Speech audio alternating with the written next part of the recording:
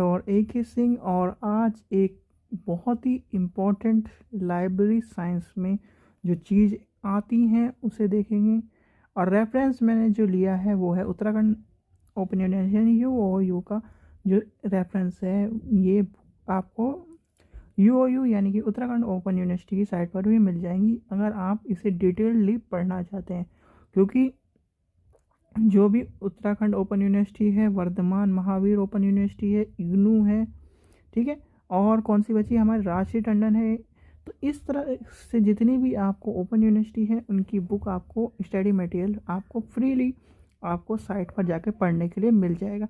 और freely site पर जाके पढ़ने के लिए मिल जाएगा तो आप उसको पढ़िए। अगर उसमें से अच्छी टिप्स या फिर उसमें से अच्छी चीज़ मिलती है तो उसे अपने नोट्स में शामिल करिए। लाइब्रेरी का पेपर भले ही आप ये सोचते हो कि ओल्ड पेपर से हो जाएगा, पर ओल्ड पेपर के साथ साथ आपको नोट्स भी थोड़े बहुत पढ़ने पड़ेंगे, क्योंकि नोट्स में उसमें चीज़ें हैं जैसे कि विश्वविद्यालय शिक्षा आयोग कब आया, तो इस चीज़ के लिए आपको पता होना चाहिए। तो आज हम देखेंगे जो लाइब्रेरी साइंस में पूछा जाता है, स्वतंत्रता प्राप्त के पश्चात गठन समिति, यानी कि समिति आपको पता होनी चाहिए, ठीक है। ये चीज़ें कभी कभी आपको पूछी जाती हैं, यानी कि 5 नंबर तक इस तरह के क्वेश्चन पूछे जाते हैं।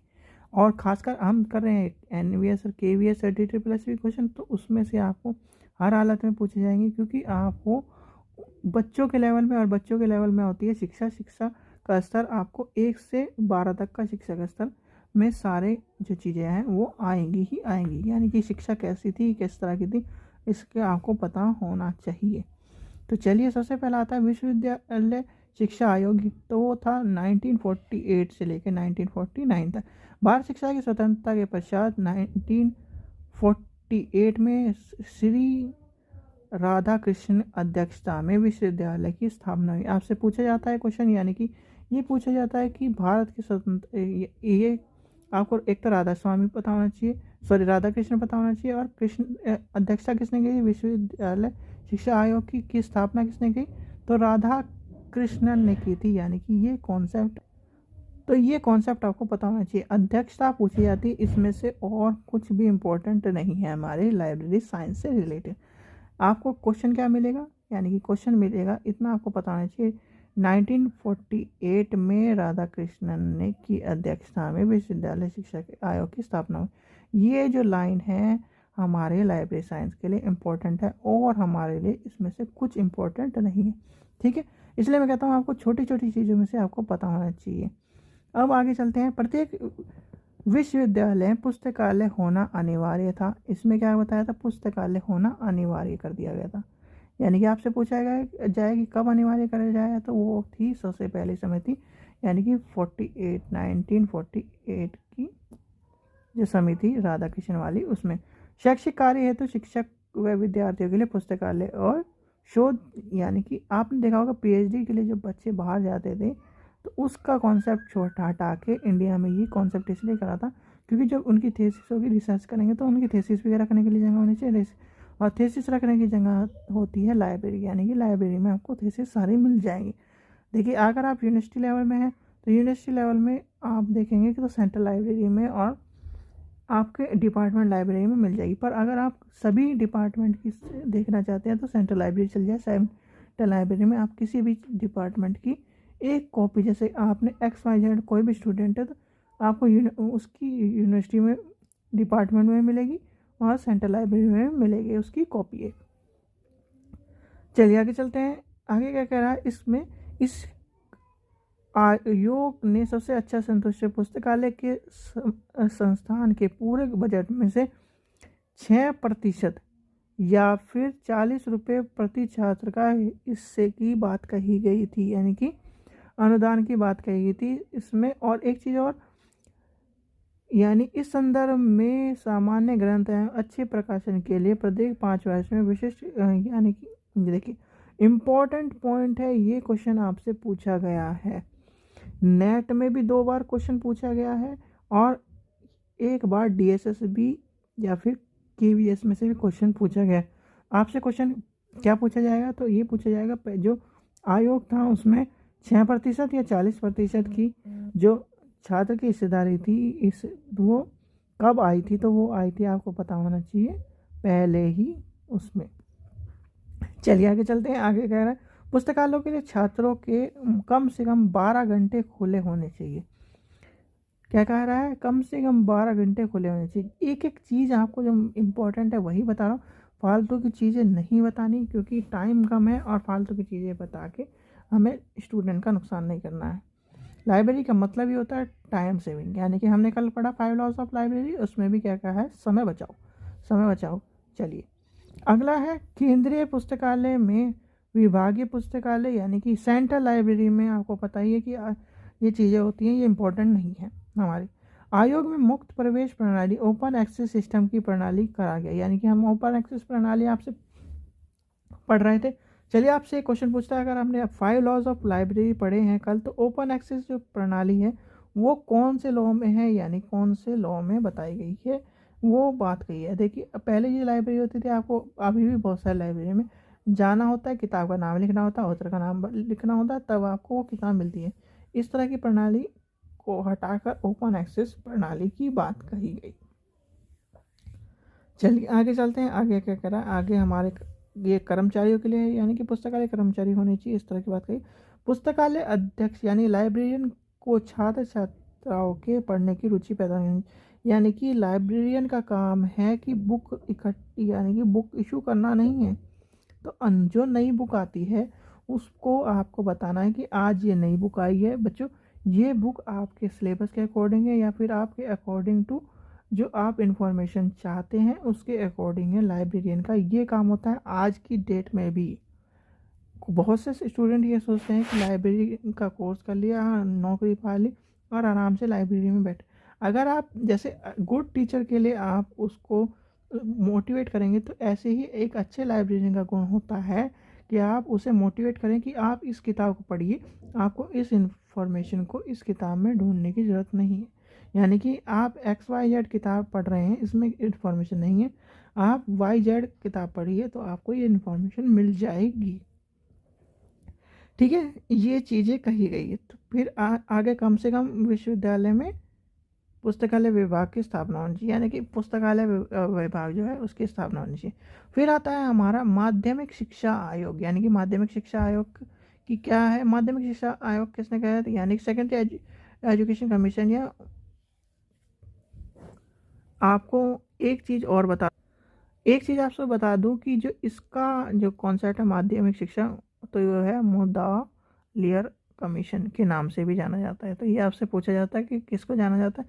और फिर आता है भारत की सरकार ने डॉक्टर ए लक्ष्मीमण स्वामी, यानी कि इनका जो नाम था उसके हिसाब से कोई भी, देखिए कोई भी जो कमीशन है उसके नाम के जो आखिरी या फिर उसमें से अध्यक्षता के नाम से ही पड़ता है।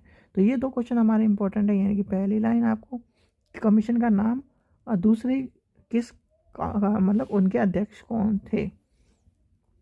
ये हमारी चीज़ें, यानी कि प्रश्न इतना पूछेगा नहीं जो हमारे। फिर आता है प्रत्येक माध्यमिक विद्यालय में पुस्तकालय होना चाहिए, यानी कि जो आप जिसकी तैयारी कर रहे हैं, यानी कि KVS NVS में जो लाइब्रेरी का जो टीचर है उसकी जो तैयारी कर रहे हैं, तो वो कॉन्सेप्ट यहाँ से आया है, क्योंकि जब लाइब्रेरी नहीं होगी तो लाइब्रेरी का काम क्या। तो यानी कि लाइब्रेरी का जो कॉन्सेप्ट आया वो कहाँ से आया है? हमारे माध्यमिक शिक्षा आयोग वाले, यानी कि माध्यमिक शिक्षा परिषद की अनुसार। फिर आता है पुस्तकालय विद्यालय के आकर्षण का केंद्र होना चाहिए कि नहीं। पुस्तकालय विद्यालय के आकर्षण का केंद्र, सारी चीज़ें उसमें होनी चाहिए, जितने भी टेक्स्ट बुक है सब उसमें अवेलेबल होने चाहिए। तो ये सब चीज़ें आपको बताई गई हैं। और चीज़ें आपको पता ही नहीं होती, ये इंपॉर्टेंट नहीं है, यानी कि प्रोत्साहन करना हमने और पढ़ लिया, ये इंपॉर्टेंट नहीं है। हमारे वो जो काम का है वो हमने पढ़ा। देखिए ज़्यादा चीज़ें मत पढ़िए, क्योंकि लाइब्रेरी का मतलब ये है ओल्ड पेपर। ओल्ड पेपर पे ज़्यादा जोर दीजिए, सबसे पहली बात ये।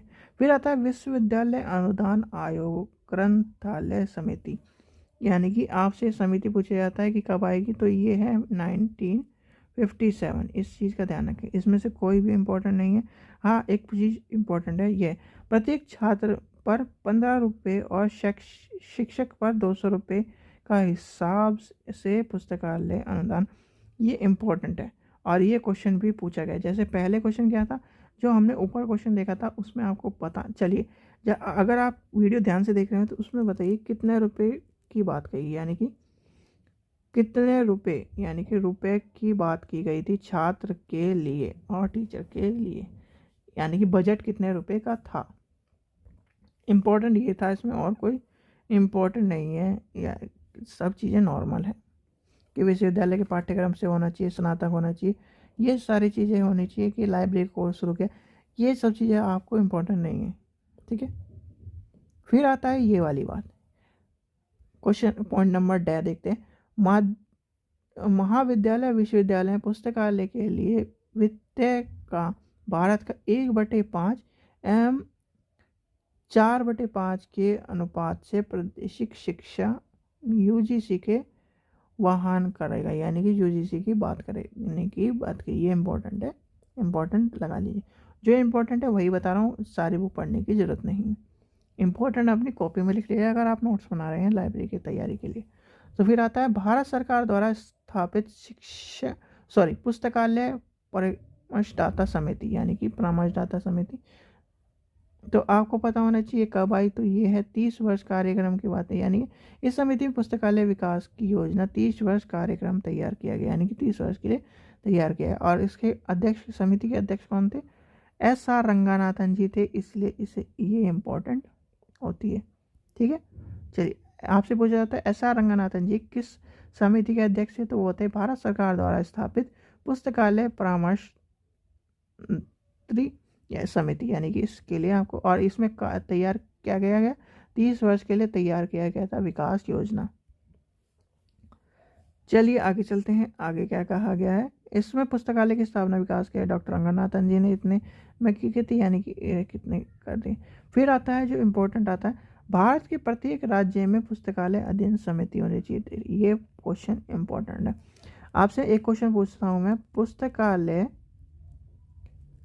जो अधिनियम है वो कितने राज्यों में है, ये क्वेश्चन आपसे पूछा जाएगा, यानी स्टेट पूछे जाएंगे, तो स्टेट आपको पता होनी चाहिए कितने स्टेटों में ये चीज़ें हैं, ठीक है। और हमारे लिए इम्पोर्टेंट नहीं है, यानी कि ये आपको पता है केंद्र, राष्ट्रीय पुस्तकालय, केंद्रीय पुस्तकालय, राज्य के केंद्रीय पुस्तकालय, मंडल पुस्तकालय, नगर पुस्तकालय, ब्लॉक पुस्तकालय, ये कॉन्सेप्ट आपके लिए इम्पोर्टेंट नहीं है, ये नेट का कॉन्सेप्ट है, यानी कि नेट में क्वेश्चन इस तरह के पूछे जाते हैं। अगर नेट के कॉन्सेप्ट के हिसाब से लेके चले तो ये क्वेश्चन भी इम्पोर्टेंट है। वैसे कभी भी KVS NVS में इस तरह कॉन्सेप्ट नहीं पूछा जाता, उसमें भी पूछी जाती है आपसे एकेडमिक लाइब्रेरी, स्पेशल लाइब्रेरी और सेंट्रल लाइब्रेरी, या फिर एकेडमिक, ज़्यादातर एकेडमिक लाइब्रेरी पूछी जाती है। चलिए आगे चलते हैं, आगे क्या क्या, स्थानीय निकाय द्वारा संपत्ति कर के रूप में वित्तता की व्यवस्था पुस्तकालय का, यानी कि ये एक तरह से ये बात कही जो आपको बताया राजा राममोहन लाइब्रेरी हमने जो पढ़े हैं के द्वारा धन की व्यवस्था की जाएगी, यानी राजा राममोहन लाइब्रेरी द्वारा राजा राममोहन राय फाउंडेशन, आपको पता होनी चाहिए लाइब्रेरी फाउंडेशन है वो। तो और ILA की फुल फॉर्म आपको पहुंची है, मैंने जितनी फुल फॉर्म आपको दिख रही है, यूनेस्को है, डेस्नेस्को है, निस्केयर है, ये सब चीज़ें आपको पता होनी चाहिए, और इनका जो महत्व था वो था पुस्तकालय विज्ञान के विकास में। चलिए आगे चलते हैं, अब आता है क्वेश्चन, नेक्स्ट देखते हैं, फैजी ग्रंथालय विकास, यानी कि बम्बई में 1939 और चेयरमैन इसके थे फैजी के, बम्बई के प्रांत में पुस्तकालय का विकास करने के लिए एक योजना पर, जिसका राज्य सार्वजनिक पुस्तकालय का 6 श्रेणियों में स्थापित किया गया, यानी कि इम्पोर्टेंट बस इसमें ये है कि आपको क्या बताया गया कि 6 श्रेणियों में डिवाइड किया है, और तथा 10,000 संख्या ग्रामीण में सार्वजनिक पुस्तकालय की स्थापना की गई। तो आपसे पूछा जाए कि 10,000 की किसमें गई, तो फैजी ग्रंथ विकास समिति में है। ये इतना इम्पोर्टेंट क्वेश्चन नहीं है, पर आपको बता दिया गया है।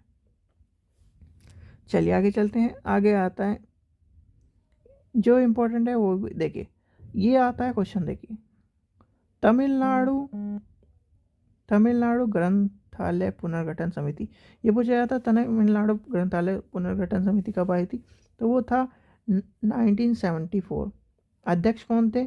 BN सुब्रमण्यम, यानी कि BR सुब्रमण्यम। ये लाइन यहाँ से उठाकर यहाँ तक आपको इम्पोर्टेंट मिलेगी, बस और कुछ नहीं इसमें इम्पोर्टेंट। ठीक है, जिला पुस्तकालय अध्यक्ष पद की, ठीक है वो। अब जो इसकी है जस्टिस गोपाल राव वाली जो समिति है, यानी एक बोर्ड समिति है, उसमें कहा कि ये पहले बताओ, आपको पता होना चाहिए आंध्र प्रदेश की ये समिति है। तो और वो कौन है, न्यायमूर्ति गोपाल राव एक बोर्ड के अध्यक्ष में किया था। बोटो, इनका नाम क्या है, गोपाल राव बोटो कमेटी के नाम से जाना जाता है, इसका ध्यान रखना। आंध्र प्रदेश की समिति है और इसके सार्वजनिक ग्रंथालय अधिनियम 1960 के कार्य पद्धति पर आधारित है। ठीक है, यहाँ पर आके बात खत्म हो गई।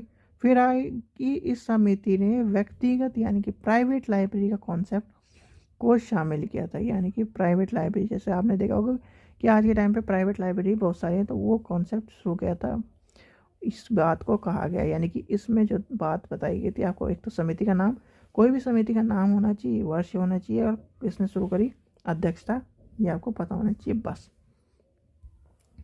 चलिए आगे चलते हैं। आगे क्या कह रहा है, शिक्षा आयोग। शिक्षा आयोग में हमारे पता ही है, कोठारी आपसे देखिए केवीएस और एनवीएस में कोठारी को क्वेश्चन जरूर मिलेगा आपको, तो डॉक्टर कोठारी का ये है 1964।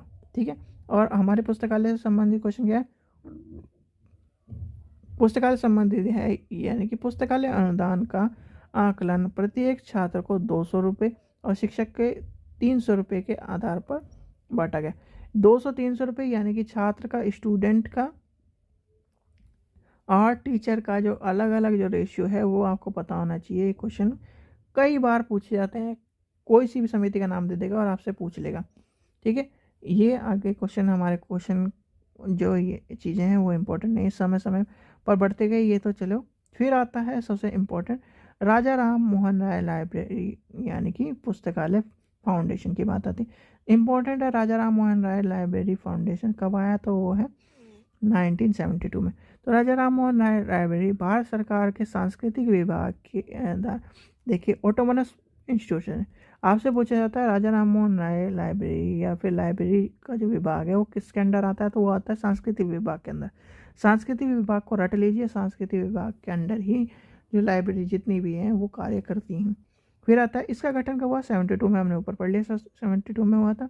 ठीक है, फिर आता है ये स्थापना कब हुई थी, पश्चिम बंगाल सोसाइटी यानी कि सोसाइटी रजिस्ट्रेशन एक्ट के अंदर इसका पंजीकृत होता है। आपसे पूछा जाता है कि कब हुआ था, तो ये है उसका मुख्यालय कहाँ है, कोलकाता। आपको मुख्यालय पता होना चाहिए, यानी कि राजा राम मोहन RRRLF का सब कुछ पता होना चाहिए, मुख्यालय पता होना चाहिए, यानी कि मुख्यालय जो है वो भी पता होना चाहिए, स्थापना वर्ष भी पता होना चाहिए, यानी कि 1972, किस एसोसिएशन के अंडर हुआ है, यानी कि किसके संस्थान के अंडर आता है, तो यानी कि पश्चिम बंगाल सोसाइटी रजिस्ट्रेशन एक्ट के अंतर्गत इसका पंजीकृत हुआ, यानी कि इसमें पंजीकरण किया गया।